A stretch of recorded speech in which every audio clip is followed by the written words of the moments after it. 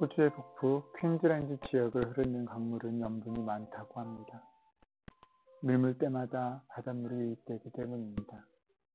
그 강의 양쪽에는 맹그로브 나무가 우겨져 있는데 사실 맹그로브 나무는 민물에서 자라는 수종입니다. 이 나무는 물속에서 뿌리를 내리고 살고 있기에 염분이 많은 물속에서 살기 위한 뭔가 특별한 대책이 필요했습니다. 맹그로브 나무가 개발한 생존 전략은 두 가지입니다. 하나는 두껍고 촘촘한 머리칼 모양의 뿌리입니다.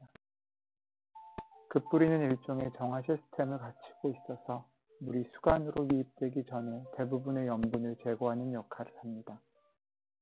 그래도 여전히 남아있는 염분을 제거하기 위해 맹그로브 나무가 발전시킨 두 번째 생존 전략은 유입된 수분기를 받아들이도록 예비된 나뭇잎입니다.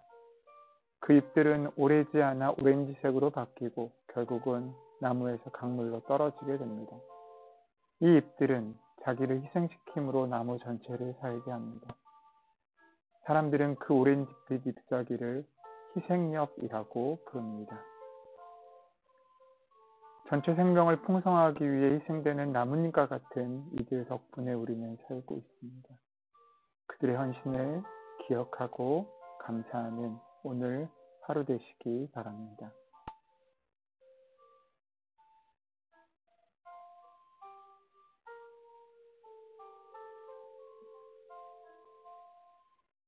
요한일서 4장 7절에서 10절 말씀. 사랑하는 자들아, 우리가 서로 사랑하자. 사랑은 하나님께 속한 것이니 사랑하는 자마다 하나님으로부터 나서 하나님을 알고 사랑하지 아니하는 자는 하나님을 알지 못하나니 이는 하나님은 사랑이시니라.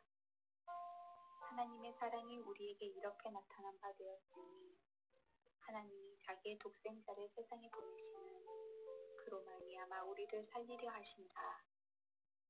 사랑은 여기 있으니 우리가 하나님을 사랑한 것이 아니요 하나님이 우리를 사랑하사 우리 죄를 속하기 위하여 화목제물로 그 아들을 보내셨음이라.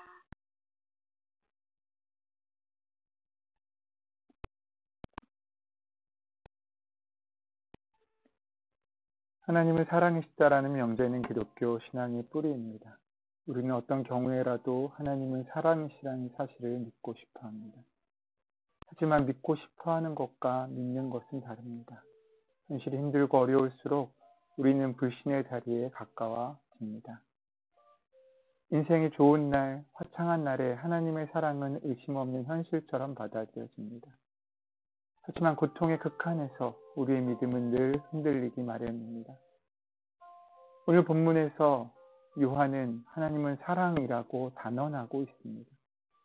그러면 요한이 처해 있던 상황이 그에게 그런 확신을 줄 만큼 여유롭고 평화로웠던 것일까요? 그렇지는 않습니다. 이 서신이 기록될 당시 기독교인들의 상황은 매우 힘겨웠습니다. 로마 제국 도처에서 기독교인들의 의혹 어린 눈길을 받았고 기독교인들에 대한 박해도 점점 가중되고 있었습니다. 황제가 신으로 숭상되던 로마 제국 안에서 제국의 논리를 반박하고 있던 그리스도인들이 편안했을 리 만무합니다. 박해를 받아 추방당하는 이들이 생겼고 죽임을 당하는 이들도 많았습니다. 그 때문에 기독교 공동체는 와해될 위기 속에 있었습니다. 바로 이런 때 요한은 하나님은 사랑이시라고 선언하고 있습니다. 대체 무슨 뜻으로 한 말일까요? 하나님이 사랑이시라면 하나님의 백성이 겪는 고난에 대해 어떻게 그렇게 침묵하실 수 있단 말입니까? 우리가 오해하는 것은 하나님의 사랑은 모든 고통이나 불편을 없애주는 사랑이 아니라 그 고통이나 불편 속에서도 우리를 떠나지 않으시겠다는 약속입니다. 우리가 하나님에 대한 신뢰, 이웃에 대한 사랑을 포기하지 않을 수 있도록 어떠한 상황 가운데도 하나님께서 우리를 사랑할 능력으로 이끄신다는, 또 하나님을 사랑할 수 있게 해주신다는, 또 우리를 사랑하신다는 그 사랑의 약속입니다. 우리 주변에서 오랫동안 굶주렸으면서도 모처럼 얻은 음식을 다른 사람들과 나누는 사람들의 모습을 봅니다. 홍수와 지진으로 자기 집도 엉망이 되었는데 더 어려운 처지의 이웃을 돌보는 이들도 볼 수 있습니다. 위기에 처한 이들을 구하기 위해 위험 속을 뛰어드는 이들도 있습니다. 그 사랑은 어디서 오는 것입니까? 우리 내면에서 오는 것일까요? 그럴 수 없습니다. 그 사랑은 바로 하나님께로부터 오는 것입니다. 하나님께서 우리를 사랑하신다는 사실이야말로 가장 놀랍고도 중요합니다. 사랑은 여기 있으니 우리가 하나님을 사랑한 것이 아니요 하나님이 우리를 사랑하사 우리 죄를 속하기 위하여 화목제물로 그 아들을 보내셨습니다. 이에 대한 믿음은 우리의 삶에서 일어나는 모든 일 가운데 하나님께서 베푸시는 사랑을 깨달아 알 때 옵니다. 사랑 속에서 하나님을 알고 사랑 속에서 하나님을 만나고 사랑 속에서 하나님의 임재를 경험하는 것입니다. 그렇기에 초대교인들이 하나님은 사랑이라고 고백할 수 있었던 것입니다. 하나님은 사랑이십니다. 사랑은 하나님께로부터 난 것입니다. 사랑하는 사람은 다 하나님에게로부터 났고 하나님을 압니다.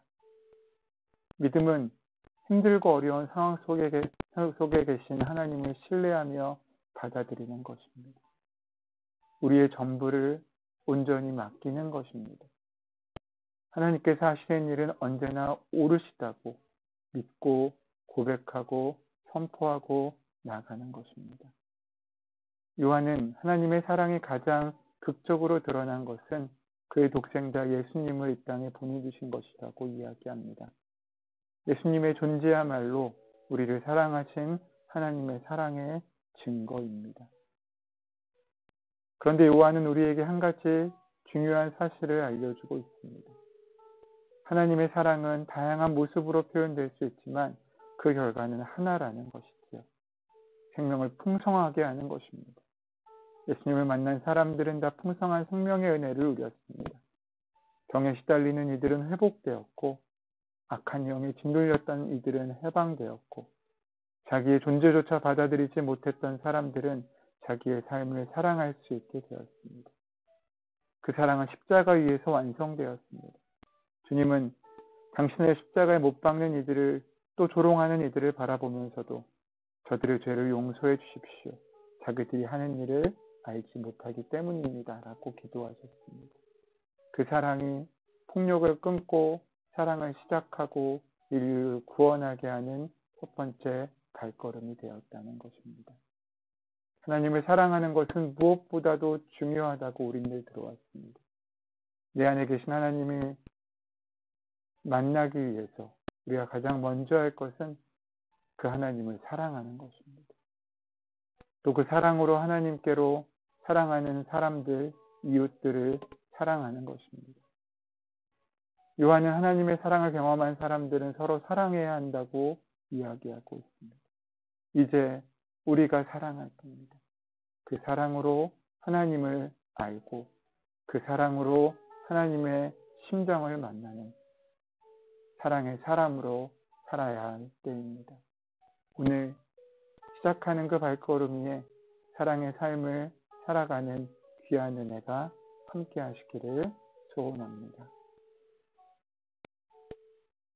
은혜의 주님, 우리가 사랑함으로 하나님의 얼굴을 만나고 뵙기를 원합니다. 그 은혜 가운데 거할 수 있도록 오늘 우리의 삶에 하나님의 사랑의 빛이 온전히 전해지고 보여지는 하루가 될 수 있도록 그래서 우리를 사랑하시기에 우리가 동행하시는 주의 귀한 마음과 은혜가 세상에 전해지고 보여지는 또 우리가 만나고 누리는 복된 하루가 될 수 있도록 인도하여 주시옵소서. 주께서 오늘 하루 우리와 함께 하실 줄 믿사오며 감사하며 예수님의 이름으로 기도드립니다. 아멘. 이제 잠시 조용한 시간 가운데 오늘 우리에게 주신 말씀을 기억하고 묵상하며 기도함으로 하루를 시작하시기를 바랍니다.